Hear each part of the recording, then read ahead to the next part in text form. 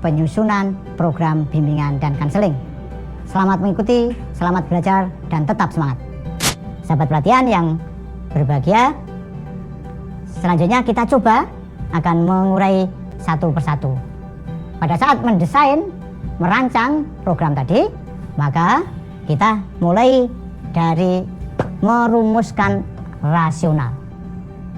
Rasional itu kata lain dari alasan, dasar-dasar berpikir. Bahwa sahabat pelatihan melakukan penyusunan program harus memahami setidaknya landasan filosofis dan teoritisnya. Mengapa sahabat pelatihan menyusun program? Kemudian harus memahami urgennya, pentingnya program itu sahabat pelatihan susun. Lalu bagaimana program itu perlu dikembangkan secara tepat, konsisten, berdasarkan hasil asesmen.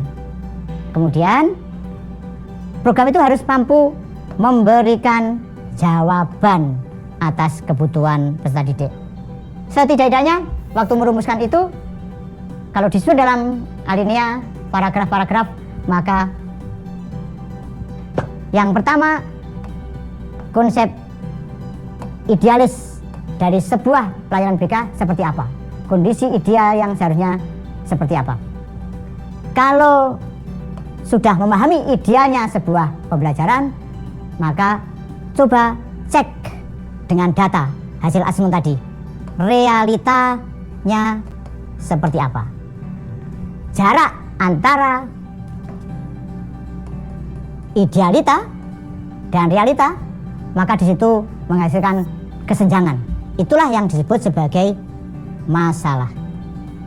Layanan BK hakikatnya secara nalar adalah upaya mengatasi masalah yang ada di sekolah atau di kelas tersebut dengan menyusun program. Itulah reasoning, rasional dari penyusunan program.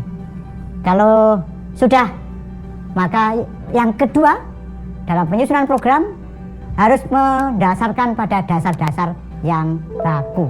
Itulah yang disebut sebagai dasar hukum. Dasar hukum ini menjadi kekuatan guru BK terhadap apa-apa yang akan dilaksanakan. Menjadi landasan penyelenggaraan dari informasi atau peraturan-peraturan pusat, misalnya Permendikbud 111 tentang POPBK. Maka di panduan itu bisa dijadikan dasar hukum. Gunakan, tuliskan dasar hukum dari undang-undang, dari peraturan pemerintah, peraturan menteri, peraturan daerah, maupun surat keputusan tentang pengangkatan sobat pelatihan sebagai guru BK. Informasi itu menjadi landasan yang kokoh untuk terselenggaranya layanan BK. Kalau sudah, maka berikutnya sahabat pelatihan perlu tahapan berikutnya, yaitu merumuskan visi misi. Sahabat pelatihan, apa yang disebut dengan misi dan apa yang disebut dengan visi? Kita mulai dengan visi. Visi tentu adalah pandangan jauh ke depan tentang harapan-harapan sebagai guru BK terhadap anak-anak didiknya seperti apa, perkembangan optimalnya seperti apa. Sebagai bagian dari madrasah, visi BK tidak boleh lepas dari visi madrasah. Jika di madrasah visinya adalah terwujudnya pelajar cerdas dan berbudi, maka visi layanan BK tidak boleh lepas dari itu. Karena itu guru BK cukup menambahkan kata-kata berikutnya. Visinya adalah terwujudnya layanan bimbingan dan konseling yang mendukung terwujudnya pelajar cerdas dan berbudi. Kalau visinya madrasah terwujudnya generasi yang beriman, bertakwa, beramal soleh, maka tentu nanti visinya BK adalah terwujudnya layanan bimbingan dan konseling yang bla bla bla bla. Itu adalah visi. Guru BK yang memiliki visi ke depan, jauh ke depan, maka akan mampu melaksanakan visi itu dengan sebaik-baiknya. Demikian visi yang harus dikuasai, dijabarkan oleh guru BK. Selanjutnya adalah misi. Misi adalah apa-apa yang akan dilaksanakan untuk tercapainya visi tersebut. Visinya misalnya, guru BK akan melaksanakan layanan nyaman, ramah anak, dan sebagainya. Ini contoh-contoh dari misi guru BK. Karena itu, visi dan misi disusun berdasarkan dan memperhatikan tujuan dan kebijakan pendidikan, serta selaras dengan visi misi madrasah. Visi dan misi BK yang termuat dalam program tahunan ini tidak perlu harus setiap saat dirubah. Karena visi itu justru sebuah jangkauan ideal yang itu bisa bermasa lama. Sahabat pelatihan yang berbahagia, yang keempat, setelah merumuskan visi, maka guru BK perlu mendeskripsikan kebutuhan real dari informasi asesmen maupun hasil dari CL yang diambil pada fase perkembangannya itu. Kalau tadi menggunakan instrumen, maka instrumen itu sudah menghasilkan kebutuhan-kebutuhan real. Hasil asesmen yang sudah disusun, maka itu akan menjadi sebuah kalimat-kalimat pernyataan tentang kebutuhan-kebutuhan anak didik kita. Sahabat pelatihan, contoh rumusan kebutuhan dari sebuah hasil asesmen misalnya demikian. Di bidang pribadi, maka hasil asesmen menunjukkan bahwa anak selalu merasa tertekan dalam belajarnya, dalam kehidupannya. Kalau hasil asesmennya mengatakan begitu, maka berarti peserta didik perlu memiliki kemampuan mengelola stres. Jadi kebutuhannya adalah kemampuan mengelola stres. Ini salah satu contoh. Kalau hasil asesmen menunjukkan peserta didik tidak percaya diri dalam kegiatan sehari-hari, maka berarti kepercayaan diri yang tinggi itu adalah kebutuhannya. Peserta didik kalau begitu harus diarahkan agar mencapai kepercayaan diri yang bagus. Demikian juga masalah sosial, bidang belajar, bidang karir, masing-masing tentu dari asesmen sudah mendapatkan berbagai informasi-informasi. Tinggal nanti merumuskan dalam rumusan kalimat-kalimat yang sesuai. Sahabat pelatihan, demikian tentang bagaimana contoh rumusan kebutuhan yang diperlukan dalam penyusunan program. Sahabat pelatihan, yang berikutnya adalah merumuskan tujuan. Tujuan adalah deskripsi yang harus dilakukan untuk menentukan apa yang akan dituju dari pelatihan, dari program itu. Sahabat pelatihan, contoh rumusan program adalah misalnya kebutuhannya kemampuan mengelola stres. Maka tujuannya adalah peserta didik memiliki kemampuan mengelola stres dengan baik. Di bidang sosial juga demikian, maka itulah hakikat dari tujuan yang dikatakan dengan kata-kata mampu, memiliki, kompeten, dan sebagainya.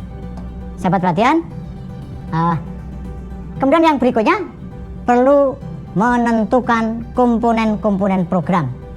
Layanan apa yang akan dilakukan, diletakkan di mana, sahabat pelatihan bisa menentukan apakah layanan tersebut dilakukan pada layanan dasar dalam tatap muka, bimbingan klasikal dan seterusnya, atau melalui layanan perencanaan, peminatan, atau melalui layanan responsif seperti melakukan konseling dan sebagainya. Atau perlu juga dengan dukungan sistem berkolaborasi dengan orang tua, dengan pihak-pihak yang lain. Sahabat pelatihan, itu semuanya dilakukan agar peserta didik terlayani sesuai dengan kepentingan dan ilmu layanan bimbingan dan konseling. Sahabat pelatihan yang berbahagia, yang ketujuh adalah mengidentifikasi bidang-bidang layanan apa yang akan dilakukan.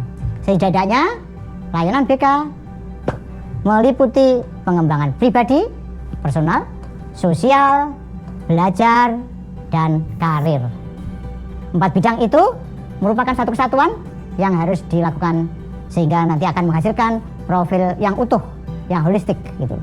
Dan 4 bidang tersebut sebagai materi-materi layanan yang disajikan secara proporsional sesuai dengan kebutuhan, sesuai dengan fasenya. Sahabat pelatihan yang berbahagia, yang berikutnya adalah menyusun rencana operasional atau kita sebut sebagai action plan. Action plan-nya dalam bentuk program tahunan yang dijabarkan dalam program semesteran tadi akan berupa beberapa rencana kegiatan. Rencana kegiatan itu mencakup apa saja? Mencakup apa bidangnya, kemudian tujuan layanannya apa, komponen layanannya apa, strateginya, metodenya apa, di kelas mana disajikan, materinya apa, media penyajiannya biar bagus seperti apa, evaluasinya, sampai kalau perlu penghitungan terhadap ekuivalensinya.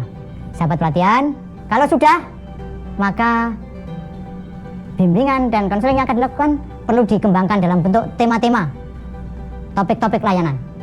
Diambil dari mana? Dari kebutuhan-kebutuhan yang ada tadi, disesuaikan dengan bidang-bidang yang ada, sesuai dengan fasenya, sesuai dengan tahapan dari perkembangan anak didik. Maka tema-tema yang cocok akan selalu berkembang. Kalau sekarang di era milenial, maka tentu sesuai juga, disesuaikan dengan mereka. Sahabat pelatihan yang berbahagia, pengembangan materi layanan bisa berdasar pada masalah, bisa berdasarkan pada SKKPD, di sana sudah dipetakan, dan juga bisa berdasarkan pada tujuan bidang layanan yang direncanakan. Kalau ini sudah, sahabat pelatihan, maka kita tinggal melaksanakan evaluasi. Di dalam sebuah program yang jelas, maka rencana evaluasi juga harus dirancang sedemikian rupa. Evaluasi, pelaporan, dan tindak lanjut adalah bagian satu kesatuan. Evaluasi itu didasarkan pada tujuan yang sudah dirancang, apakah tercapai atau tidak. Mengapa perlu dievaluasi? Untuk melihat keterukuran ketercapaian itu, bagaimana keterlaksanaannya. Lalu hasil evaluasi itu tentu akan bermanfaat sebagai laporan akuntabilitas layanan kita. Kita sebagai pemangku pejabat BK, maka tentu kita harus melaporkan itu. Karena itu perlu dilaporkan kepada pihak-pihak yang membutuhkan, setidaknya kepala madrasah, orang tua, dan yang paling penting perlu ada tindak lanjut, bahwa evaluasi itu akan menghasilkan sebuah tindak lanjut baik perbaikan dan sebagainya. Kalau ini sudah dilakukan, maka tinggal langkah berikutnya, guru BK perlu melakukan, mengkonsultasikan, merencanakan sarana apa yang diperlukan. Ini perlu karena program yang bagus tanpa sarana prasarana yang bagus, maka itu akan tidak maksimal. Karena itu rumuskan apa kebutuhan sarana prasarana yang ada. Kemudian kalau itu sudah, maka sarana prasarana yang ada itu dicoba dikomunikasikan kepada kepala madrasah agar mendapatkan dukungan yang semaksimal mungkin. Demikian sahabat pelatihan, materi tentang penyusunan program bimbingan dan konseling. Sahabat pelatihan semoga dapat mengambil makna, dapat mengimplementasikan dalam penyusunan program yang akan dilakukan di madrasah masing-masing.